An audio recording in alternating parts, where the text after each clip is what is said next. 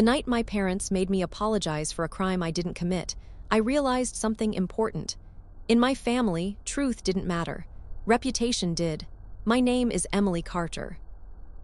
I'm 28 years old, and for most of my life, I believed loyalty meant silence. I believed keeping the peace was more important than defending myself. That belief cost me almost everything. It happened 3 years ago at my parents' house in suburban Ohio. My younger brother, Ryan, had just launched a tech startup. He was the golden child, charming, ambitious, always described as destined for something big. I was the practical one, accountant, stable, responsible, not exciting but dependable. Ryan's company was struggling. Investors were nervous. Money was tight. And then $75,000 disappeared from a joint family investment account. The account my father had asked me to manage. The account had access to only 2 people. Me and Ryan. I didn't even know the money was gone until Dad called me into his office that Sunday afternoon. The air felt heavy before he even spoke. "Emily," he said, not looking at me, "Ryan told us you moved money from the investment account."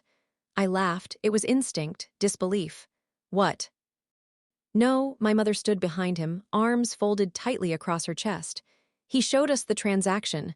I felt the room tilt. "I didn't move anything," I said slowly. "You can check the audit logs."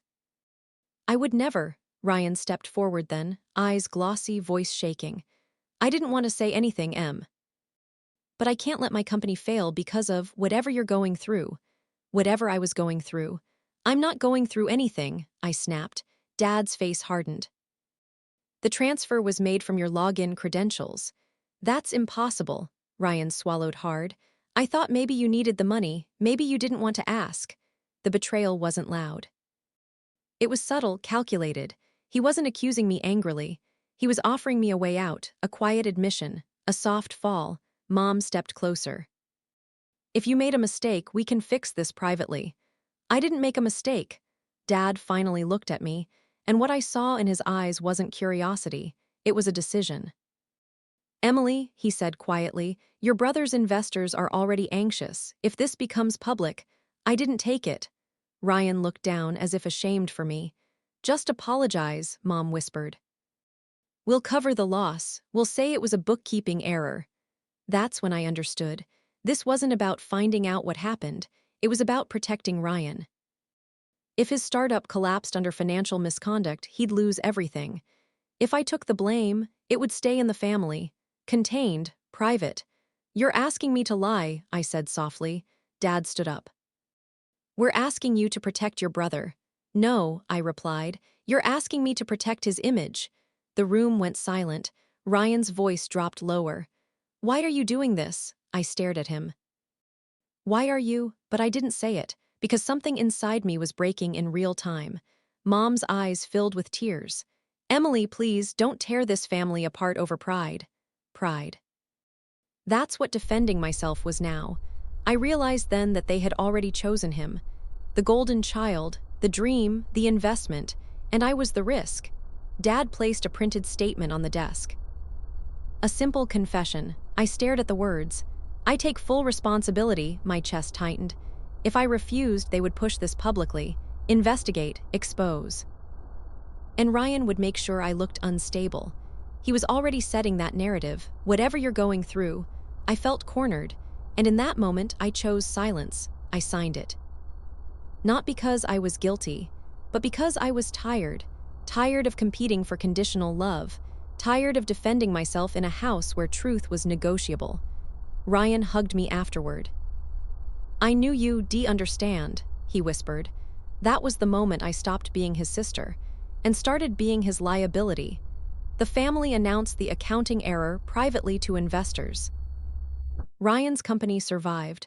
My reputation inside our extended family shifted subtly. Emily made a mistake. Emily's stressed. Emily's not as stable as we thought. I moved out of state 2 months later. Took a job in Chicago, started over. But here's the thing about lies, they age. And when they do, they rot. 3 years passed. Ryan's startup exploded in value, featured in business magazines. Speaking engagements, podcasts, my parents boasted constantly. Our son built this from nothing. Nothing, I watched from a distance, silent, but I never forgot one small detail, the audit logs. Because the night before I signed that confession, I had taken screenshots. And I knew something they didn't. The transfer wasn't just from my credentials. It was routed through an external IP address, one linked to Ryan's co-founder, and I had proof. I didn't expose it, not yet, because anger-fueled revenge burns out fast, but revenge built on patience. That lasts. 3 years later, Ryan announced he was taking his company public. IPO, national attention, full financial transparency, and that's when I received an unexpected email from the SEC, requesting documentation regarding the historical accounting incident tied to my name. I stared at the screen. They were reopening it, and this time, I wasn't signing anything. When the email from the SEC landed in my inbox, I read it 3 times before I allowed myself to breathe. Subject line: Request for clarification, historical financial discrepancy, 3 years. For 3 years, I had swallowed the humiliation. I had let distant relatives whisper that I struggled under pressure. I had let former colleagues quietly distance themselves after Ryan's version of the story traveled further than I expected. And now the past was knocking. I sat at my desk in my Chicago apartment, staring at the city lights through the window. My hands weren't shaking. That surprised me. I had imagined this moment so many times.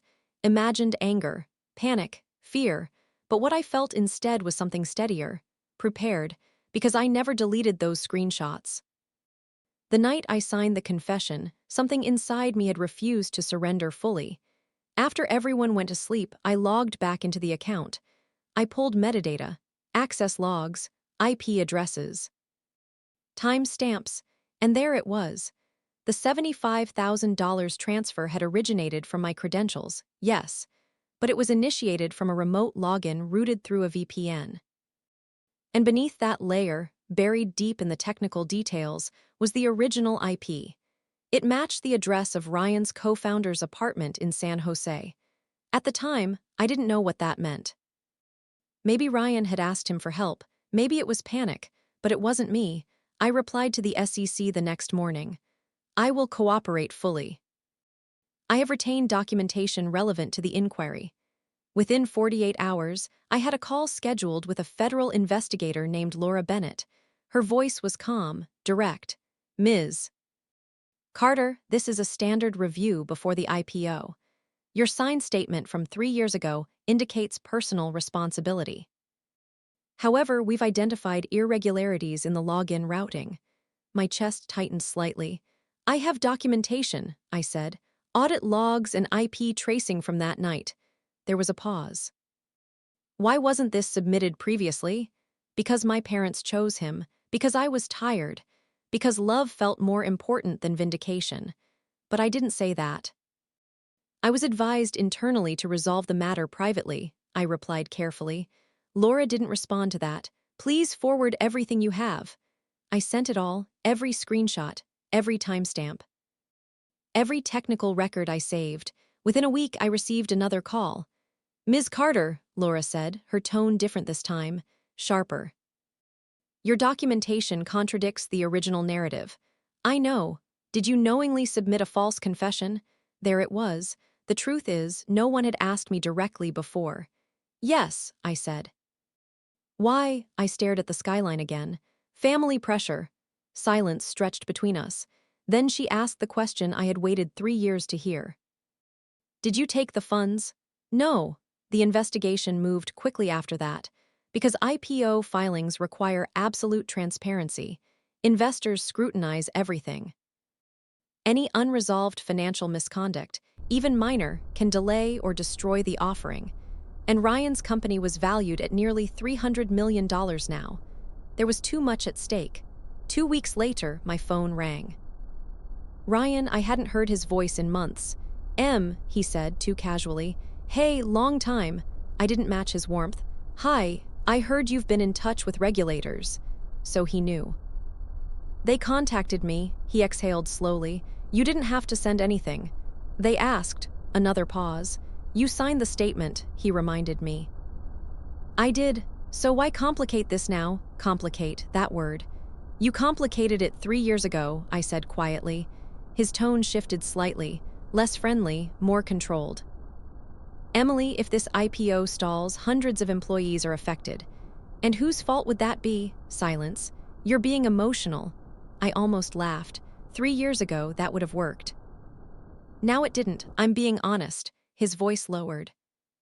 You don't understand how big this is. I understand perfectly. Because this time, his reputation wasn't protected by a living room conversation. It was exposed to federal review. 2 days later, my parents called. Speakerphone. They always did that when they wanted unity. Emily, my mother began, her voice already trembling, what are you doing? I'm answering questions. Dad jumped in. You could have called us first. And said what? That I planned to tell the truth. Mom started crying softly. Why are you punishing your brother? Punishing. There it was again. I'm not punishing anyone, I replied calmly. I'm correcting a lie. Dad's voice hardened. That lie protected this family. No, I said quietly. It protected him. The line went silent. For a moment I almost felt the old pull, the guilt. The urge to smooth it over. But then I remembered signing that paper while Ryan stood behind me, watching. I won't lie again, I said. Dad's final words before hanging up were cold. If this destroys him, don't expect to come back here. That was the cost. Exile, again, except this time I wasn't leaving. 3 weeks later, the news broke internally first. The SEC had found evidence that the original transfer was rooted through Ryan's co-founder's secured network. Further forensic accounting suggested the movement of funds was designed to temporarily inflate operational liquidity during a fragile investment phase. It wasn't theft for personal use. It was financial manipulation, still illegal, still serious. Ryan called me one more time. His voice was different now, not confident, not polished. Did you plan this? He asked. No, I said. I just waited. You're going to ruin everything. I closed my eyes. You ruined it the night you let me take the fall. The IPO was officially delayed pending a deeper review. Investors panicked. Articles started appearing online about early-stage accounting discrepancies. No names yet, but the walls were closing in. And then my mother left me a voicemail at 2:14 a.m. Her voice was broken. They're investigating Ryan personally now. Emily, please fix this. Fix this. I stared at my phone in the dark. For the first time in 3 years, they sounded afraid. And I realized something. The truth wasn't just costing Ryan his image. It was threatening to cost my parents the one thing they valued most: status. And this time, I wasn't the one apologizing. The first public headline dropped on a Tuesday morning. It didn't mention my name. It didn't even mention Ryan directly. But it didn't have to. Emerging tech firm delays IPO amid early financial review. I read the article 3 times before I set my phone down. The language was cautious, professional. Words like routine inquiry and historic accounting discrepancy. But in the business world, those phrases were sirens. Within hours, financial blogs began speculating. Reddit threads dissected old interviews. People were digging, and when people dig long enough, they find bones. Ryan called me again that night, not angry this time, desperate. They're expanding the scope, he said quickly. They're looking at internal emails now. I didn't respond immediately. He filled the silence. You know how this works. They're going to assume intent. Was there intent? I asked calmly. He hesitated, and that hesitation said more than any confession ever could. It was temporary, he said finally. We were going to replace it before anyone noticed. The funding round was delayed. We just needed stability. We, I repeated. He exhaled sharply. Don't do that. Do what? Act superior. I almost smiled at the irony. 3 years ago, I had been the unstable one. Now he sounded like someone standing on thin ice. You let me sign a confession, I said quietly. You agreed. You stood there. His voice cracked for the first time. I thought you'd understand. That sentence again. I felt something shift inside me, not anger, not triumph, clarity. You didn't think I'd understand, I said. You thought I'd sacrifice. Silence. Then softly, you always did. That truth hit harder than anything else, because he was right, I always had. The next wave came faster. The SEC formally named Ryan and his co-founder in a supplemental filing. No charges yet, just an inquiry. But the market reacted immediately. Major investors began pulling back. Interviews were canceled. Podcast invitations disappeared overnight. And for the first time in our family history, Ryan wasn't the hero. He was the liability. My parents stopped calling daily. When they did reach out, their tone had changed. Not accusatory, fragile. Mom showed up in Chicago unexpectedly one afternoon. She looked smaller somehow. Like the past few weeks had taken years off her confidence. We sat in my kitchen across from each other. I didn't know, she said quietly. I studied her. You didn't want to know. Tears filled her eyes. We thought it was a small mistake, a misunderstanding. Ryan said you were overwhelmed. I nodded slowly. He said you were depressed. That stung more than I expected. I wasn't depressed, I said evenly. I was betrayed. Mom looked down at her hands. He was scared, she whispered. So was I. That sentence lingered between us, because no one had asked about my fear. Not once. Mom reached across the table but stopped short of touching me. Your father, he's worried about legal consequences. Of course he is. This could ruin us socially, our friends. There it is, I said softly. She closed her mouth. The truth was ugly but simple. They weren't afraid of jail. They were afraid of embarrassment. I didn't plan this, I told her. I didn't go looking for revenge. I answered questions when asked. But you kept the evidence, she said. Yes. Why? Because I needed proof that I wasn't crazy. Because I needed something solid when everyone else chose him. Because I knew one day it might matter, I replied. Mom left that evening without hugging me. Not angrily, just uncertain, like she didn't know which daughter she had anymore. 2 days later, the official investigation findings leaked. Internal communications between Ryan and his co-founder confirmed awareness of the transfer routing. Language like temporary fix and will adjust before audit appeared in emails. The media shifted tone. From routine review to ethical concerns, Ryan's face was suddenly attached to words like accountability. He released a public statement claiming technical oversight and shared responsibility. He did not mention my name. He never had, because acknowledging me meant acknowledging the lie. Then came the call I wasn't expecting. From Ryan's co-founder, Daniel. His voice was exhausted. Emily, I'm stepping down, he said. I figured, they're offering a settlement to avoid escalation. Are you accepting? I don't have a choice. I waited, he sighed. Ryan convinced me it was harmless. Did he? I asked. Yes, and you believed him. Another long silence. He said you'd cover it if anything went wrong. That sentence landed like a brick. He said I would. Yeah. He said you always did. I closed my eyes. Of course he had. Daniel's voice softened. I'm sorry. I didn't respond, because sorry didn't rewrite for 3 years. By the end of that month, the IPO was indefinitely postponed. Major investors withdrew. Board members began distancing themselves. Ryan's net worth dropped almost overnight, not to zero, but far from untouchable. And then the final blow came quietly. The SEC announced formal penalties for financial misrepresentation in early filings, heavy fines, mandatory leadership restructuring. Ryan was removed as CEO. When the news broke publicly, my phone lit up. Friends I hadn't spoken to in years, old colleagues, even extended family. Is this about that old situation? I didn't answer most of them, because vindication is loud on the outside, but inside, it's strangely quiet. That evening, my father called. For the first time, he didn't speak like a judge. He spoke like a man who had miscalculated.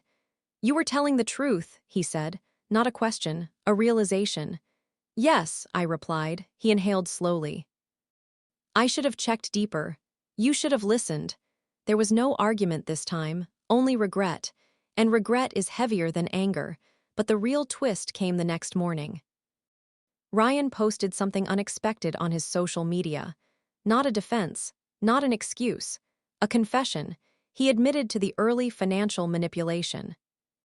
He admitted pressuring the family to contain the fallout.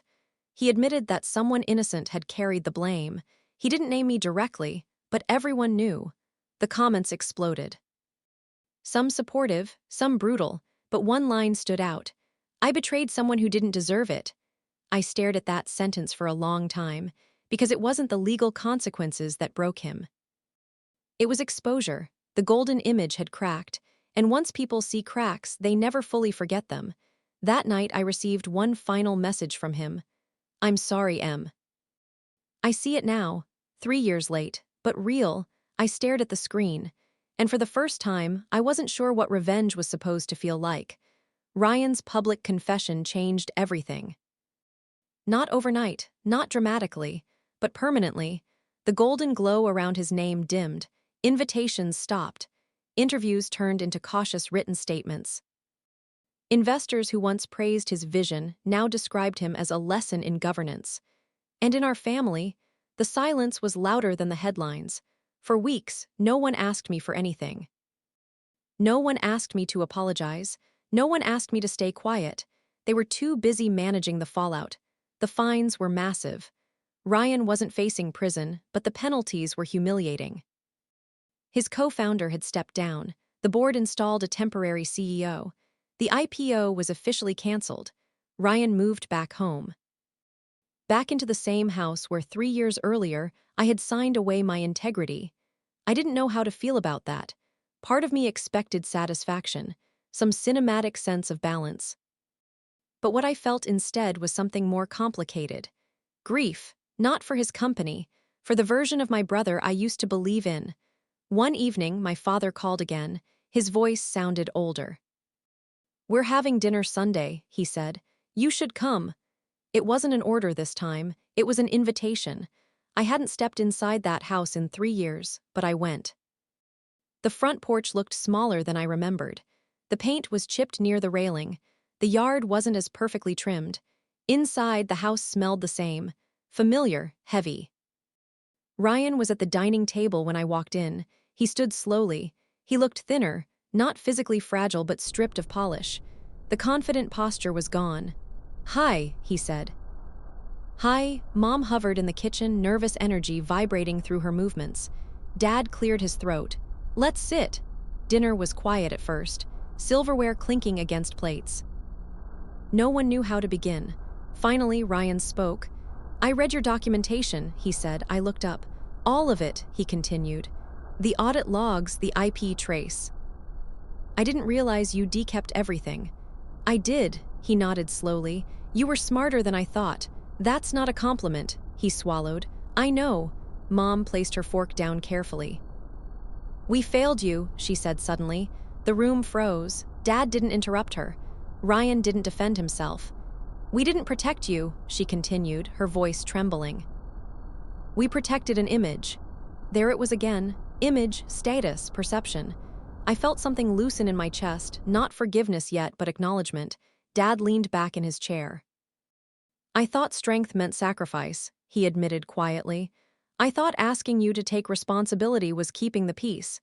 It wasn't peace, I said. It was convenient, he nodded. I see that now. Ryan stared at his plate. I justified it, he said slowly. I told myself you were stable enough to handle it. That I needed the company more than you needed, reputation. His honesty was almost harder to hear than denial. You gambled with my future, I said. I know, you told people I was unstable. His jaw tightened. I panicked, and I paid for it. Silence again, not hostile, heavy. Finally, Ryan looked up at me. I'm selling my remaining shares, he said. I blinked. Why? I don't want to rebuild on something rotten. That surprised me.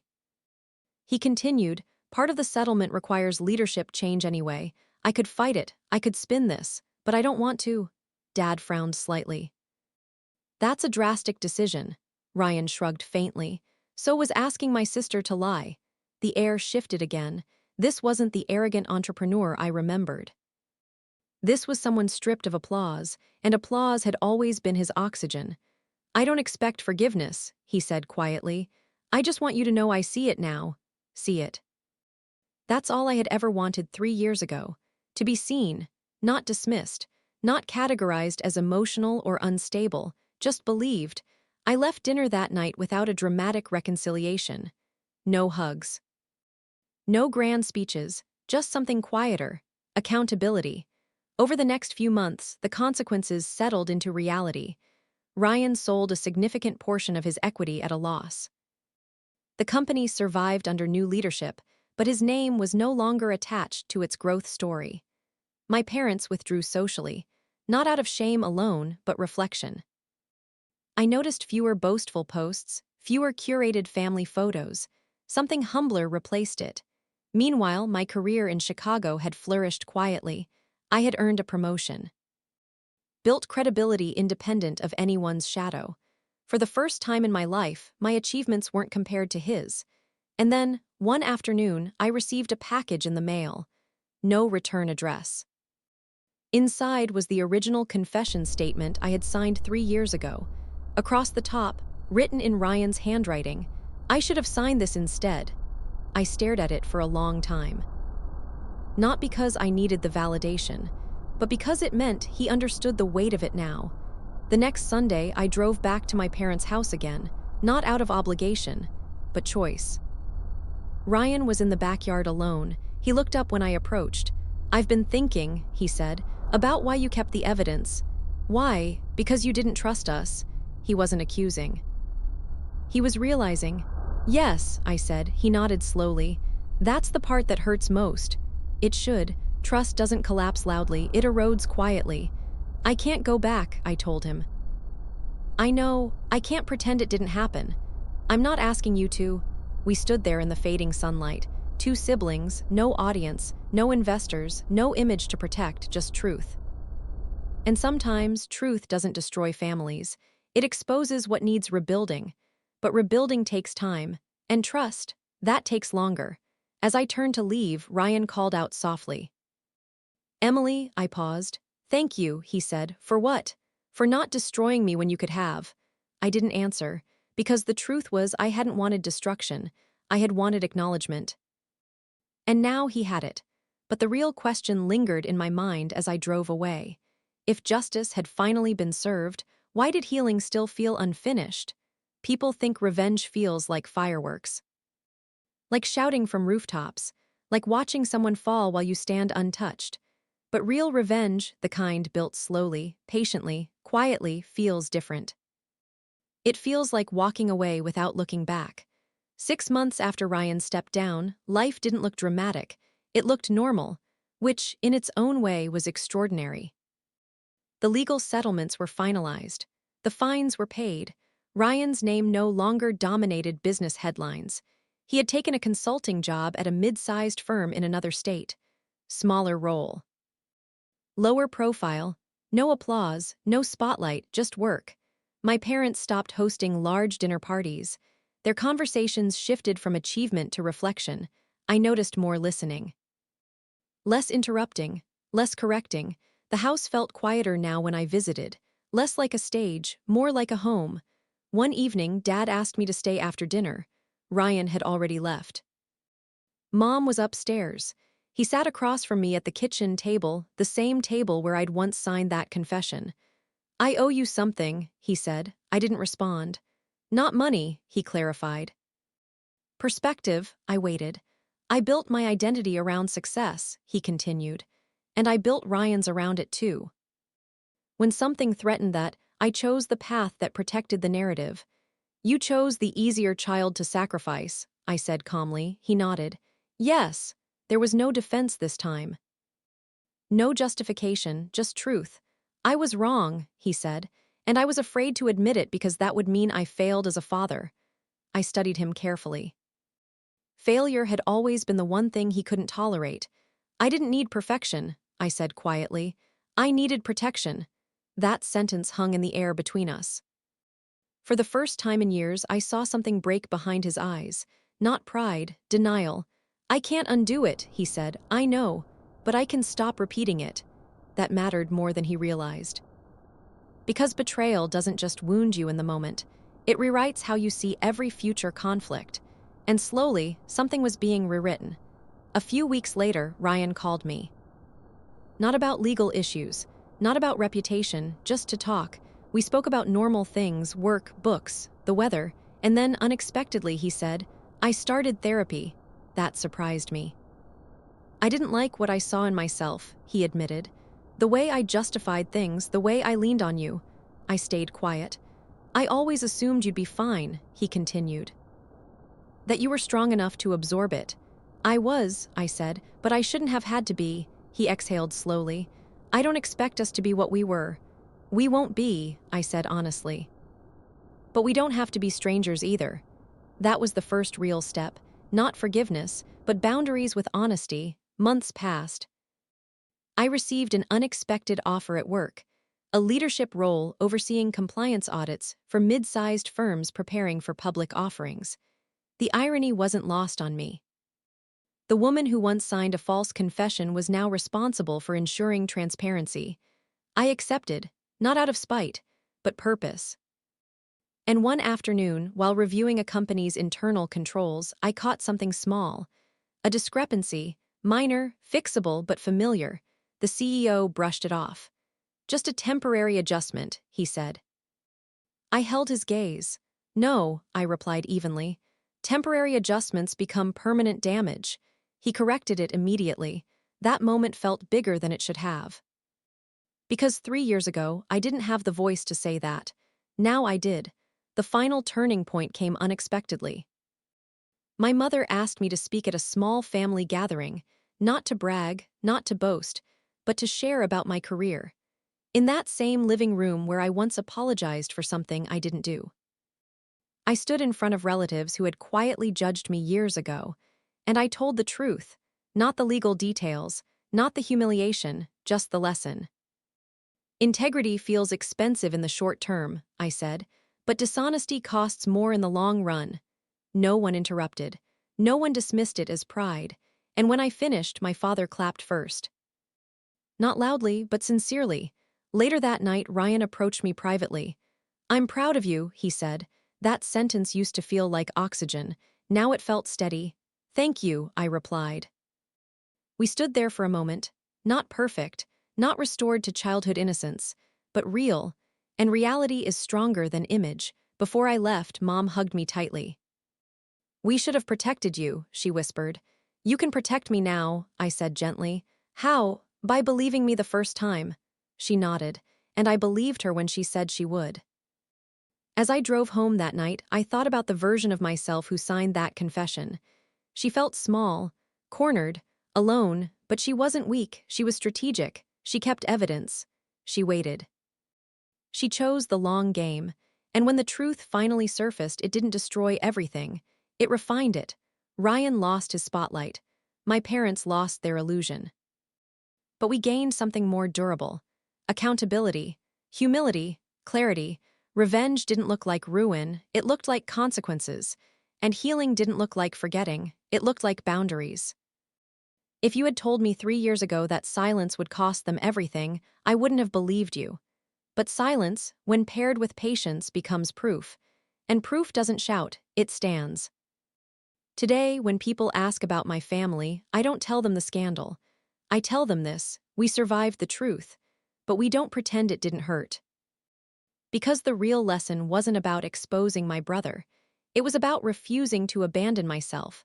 And sometimes, the strongest revenge isn't destruction. It's becoming untouchable by the same lie twice.